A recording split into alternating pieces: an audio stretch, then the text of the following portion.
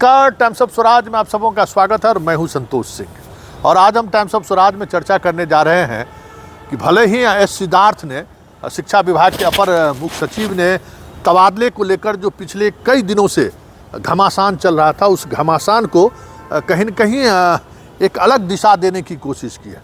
मुख्यमंत्री ने तो घोषणा करके ताली बटोरा ही, सबसे ज़्यादा ताली उनके उसी घोषणा से बजी उस कार्यक्रम के दौरान कि जो भी विशिष्ट शिक्षक हैं वो अपनी जगह बने रहेंगे।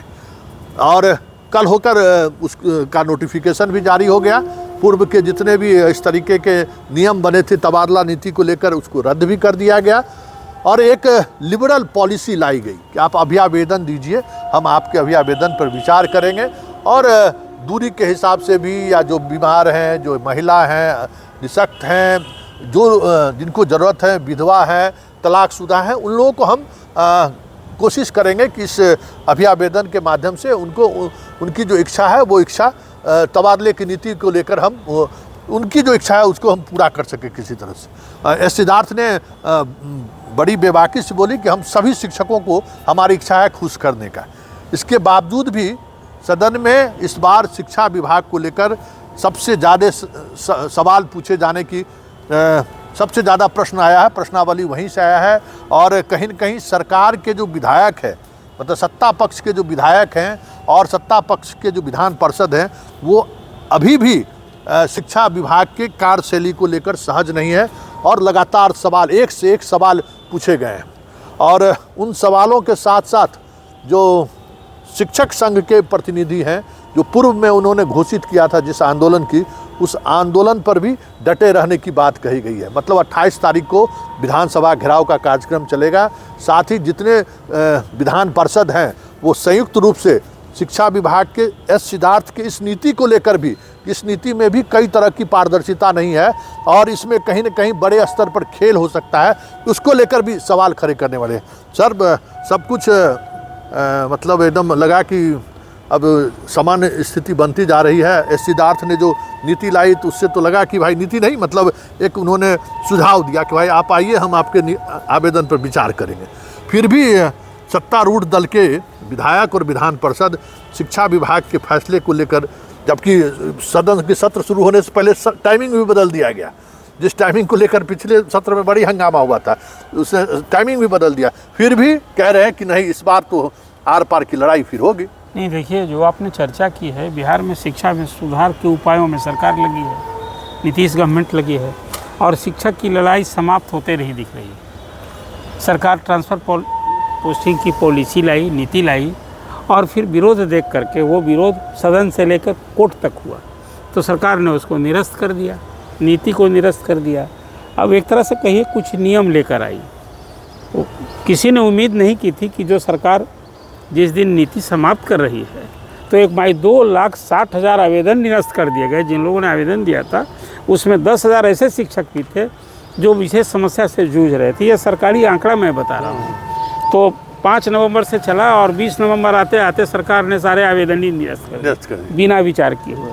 और फिर दूसरे दिन, निरस्त करने के दूसरे दिन सरकार एक आ गई नया नियम मार्गदर्शिका लेकर के कि नहीं, शिक्षक निराश नहीं हो। आपने एसीएस के उस वक्तव्य का हवाला दिया कि वो चाहते हैं शिक्षक परेशान नहीं रहें, शिक्षक अपनी पूरी मनोदशा से पढ़ाई करें, तो उनके लिए ट्रांसफ़र किए। फिर नीति ला दी, एक मार्गदर्शिका ला दी और उसमें कहा कि नहीं, जो शिक्षक घर से बहुत दूर हैं उन पर विचार करेंगे, असाध्य रोग से ग्रस्त हैं उन पर विचार करेंगे, गंभीर रोग से ग्रस्त हैं उन पर विचार करेंगे, महिला जो विधवा परित्यक्ता है उस पर विचार करेंगे, जो पति पत्नी एक साथ रहना चाहते हैं उन पर विचार करेंगे और विकलांग शिक्षकों पर विचार करेंगे। अब ये करके 1 दिसंबर से 15 दिसंबर तक आवेदन लिए जाएंगे। आपने कहा कि स्कूल की टाइमिंग में सुधार कर दिया, जो सीएम ने इसी हाउस में फरवरी में घोषणा की थी कि स्कूलों की टाइमिंग 10 से 4 होगी। पूरे साल बीतते अंतिम में इतना लंबा इंतज़ार करना पड़ा।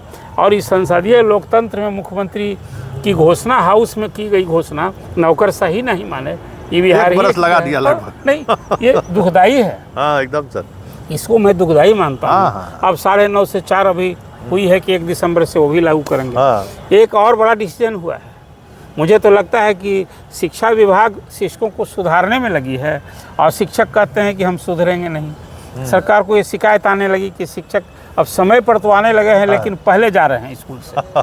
तो कहा कि नहीं अब हर स्कूल में हमने एक ऐप का हाजिरी सिस्टम लगाया है, अब 2 बार मुंह दिखाई करनी होगी। आएंगे तब फोटो युक्त उन्होंने ऐप से हाजिरी दिखानी है, और इन के समय भी और आउट के समय भी। फिर ये 1 दिसंबर से वो भी लागू होने जा रहा है। इसको लेकर के भी अब ये एक तरह से शिक्षक को तो बांधना जरूरी है। भाई आप नौकरी कर रहे हैं और लड़कर सरकारी कर्मी का दर्जा पाएं। और एक और अभी नियमन आने वाला है, उसमें आज हमने खबर भी चलाई है कि भाई अनुसार बहुत सारी महिलाएं लड़कियां आई हैं, कुछ न कुछ चीज़ें चल रही हैं, अनुशासनात्मक कार्रवाई को लेकर मान लीजिए सस्पेंड कर देते, लेकिन कोई असर ही नहीं पड़ता है।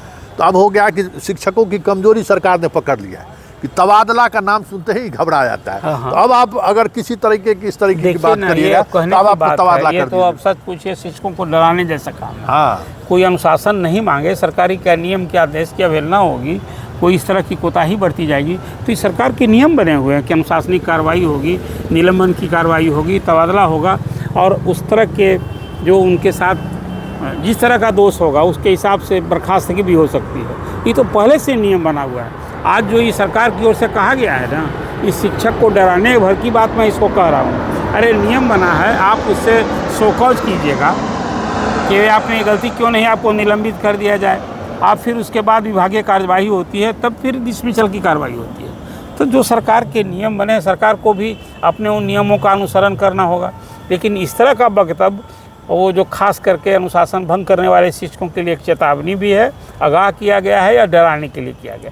इसलिए मैंने कहा कि सरकार सुधार के उपायों में लगी है, और शिक्षक जो है एक और लड़ाई करने पर ही अभी डटे हुए हैं। आपने 2 बातें कह दी कि 28 नवंबर को राज्य भर के शिक्षक, बिहार माध्यमिक शिक्षक संघ ने पहले से आह्वान कर रखा है, पटना में आके महाधरना देंगे, और विधानसभा का सत्र चल रहा है, 29 तक घेराव करेंगे। फिर लाठियाँ बरसेंगी क्या? अब एक तो सवाल ये, पिछले सत्र में शिक्षकों ने लाठी खाई थी जब वो ये मांग कर रहे थे नियोजित शिक्षक की बिना शर्त कीजिए, कोई सरकार नहीं मानी।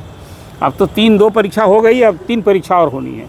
एक राहत दी मुख्यमंत्री ने निश्चित रूप से कि सक्षमता उत्तीर्ण शिक्षकों को ट्रांसफ़र के बाद दूसरे स्कूल में ही ज्वाइन करना था, लेकिन वो अब कर दिया कि नहीं, जहाँ पढ़ा रहे हैं वहीं पढ़ाते रहेंगे, और उनको सरकारी कर्मी का दर्जा मिल गया। लेकिन देखिए अभी तक आदेश जारी नहीं हुआ है संतोष जी। अभी तक जारी नहीं हुआ है। अब आदेश जारी नहीं हुआ है तो अब सवाल है कि जब वो शिक्षक, जो विशिष्ट शिक्षक सरकारी कर्मी बन गया है, तो उनका वेतन बदल जाएगा, सब बदल ना जाएगा। मतलब आपको लग रहा है कि उसमें भी पेच कुछ फंसा तो है ही संशय बरकरार। जब मुख्यमंत्री घोषणा करे फरवरी में, लागू हो नवंबर में, तो जो मुख्यमंत्री ने घोषणा कर दी अभी सक्षमता उत्तीर्ण शिक्षकों के लिए, जिसको नियुक्ति पत्र उन्होंने बांटा है, तो आदेश स्पष्ट चाहिए। आदेश का इंतजार है, अभी तक उस पर कोई नहीं हुआ है। एक तो ये है सवाल, अभी देर होगा तो देखिए अभी अंतिम महीना का, इस सप्ताह अंतिम सप्ताह है, फिर वेतन की बात होगी, वेतन कब कैसे बटेगा, कहीं वेतन के लिए ना 2-3 महीना इंतजार करना पड़ेगा। इसलिए विभाग को तुरंत ही मुख्यमंत्री की घोषणा के अनुरूप, अब तो समग्रता में ना होगा। एक ये अभी फर्स्ट फेज वालों को नियुक्ति पत्र मिला था, सेकेंड फेज वाले का भी अभी काउंसलिंग के साथ उनको भी मिलना है। अभी हालांकि उसकी कोई तिथि निर्धारित नहीं की होगी, हो रहा है, विभाग तैयारी कर रहा है। जो 38,000 प्रधान शिक्षक बन गए हैं, जो 6,000 हेडमास्टर बन गए, उनके लिए भी सब कुछ डेट तय हो रहा है। आखिर विभाग परीक्षा ले रही है तो रिजल्ट तो देना ही ना होगा, और रिजल्ट दे चुकी है तो आगे की कार्रवाई करनी ना होगी। सुधार के उपाय तो सरकार कर रही है। अब 1,30,000 क्यों सत्ता दल के विधायक ही नाराज, विधान परिषद क्यों? कभी भी लड़ाई समाप्त होती है। शिक्षकों की मांग अभी सेवा निरंतर, प्रोन्नति। मैं देख रहा था सारण में अभी विधान परिषद के जो शिक्षक सदस्य हैं, वो लोग जाकर बड़ा बड़ा माला पहने, मैंने भरोसा दिलाया कि आपकी लड़ाई हम अंतिम तक लड़ेंगे। मैं देख रहा था नवल यादव का वक्तव्य, आपसे ही बात कर रहे थे। मैं नीरज कुमार की बात कर रहा था। सत्तारूढ़ दल में नहीं लोग हैं, लेकिन शिक्षकों के मुद्दे पर दल पार्टी के हित से ऊपर उठ करके उन शिक्षकों की आवाज़ बुलंद किया करते हैं। तो जो आप माहौल अभी देख रहे हैं, कल से आप देखिए दोनों हाउस में, आपने ठीक ही कहा कि प्रश्नों के माध्यम से सरकार से अधिक शिक्षा से जुड़े सवाल किए जा रहे हैं, जो आपने देखा है। और बात भी सही है, 55,000 करोड़ रुपये शिक्षा का बिहार में बजट है। तो आप शिक्षा में सुधार के लिए अभी 75-76 हज़ार स्कूल हैं, अब 5.5 लाख शिक्षक हैं। और शिक्षा में सुधार, अभी तो शिक्षा में सुधार तो स्कूल बिल्डिंग बन गए, स्कूल में शिक्षकों की संख्या बढ़ गई, क्लासरूम बढ़ गए, हाँ, लेकिन अभी पढ़ाई का स्तर सुधर गया क्या? वो कैसे सुधरेगा? जो सरकार कह रही है, ACS सिद्धार्थ कह रहे हैं कि भाई अब 2025 गुणवत्तापूर्ण शिक्षा पर हम जोर देंगे। तो अभी बहुत सारा इंतज़ार होगा। इसे मैंने कहा सरकार का शिक्षा में सुधार का उपाय भी जारी है और शिक्षक की लड़ाई भी जारी है। और लोकतंत्र है ना, और चुनाव नज़दीक है, अभी सब कुछ देखता रहना सब कुछ। होगा। हाँ ठीक, चुनाव नज़दीक है, फिर भी मुख्यमंत्री की घोषणा हुए 1 सप्ताह से अधिक समय हो गया है। विशिष्ट शिक्षकों को विशिष्ट शिक्षक का दर्जा देते हुए वहीं पर पोस्टिंग से संबंधित पत्र अभी तक निर्गत नहीं हुआ है। ये भी देखने वाली बात है। टाइमिंग की घोषणा मुख्यमंत्री ने सदन के अंदर किया था, उसको लागू करने में लगभग 10 महीने का वक्त ले लिए। अब देखना ये दिलचस्प होगा कि सिद्धार्थ जी जिस तरीके से तबादले वाले मामले में एकदम फटाफट लेटर निकाले जा रहे हैं, जिस बात की घोषणा मुख्यमंत्री ने की है उसके पत्र निकालने में इतना वक्त क्यों ले रहे हैं। चलिए इस शिक्षा को लेकर जो हम चर्चा कर रहे हैं उस चर्चा को विराम देते हैं। लेकिन समझने वाली बात है कि इतना सब कुछ होने के बावजूद भी सबसे ज़्यादा सवाल शिक्षा विभाग की तरफ से विधानसभा और विधान परिषद में पटल पर आया है। और हर सवाल ऐसा है जिन सवालों से लेकर हर शिक्षक अपने आप को उम्मीद बना रखा है कि सत्र में सरकार कुछ न कुछ घिरती दिखेगी। सरकार घिरती हुई भी दिखेगी। चलिए इस खास बातचीत को खत्म करते हैं। फिलहाल इजाज़त दीजिए, नमस्कार।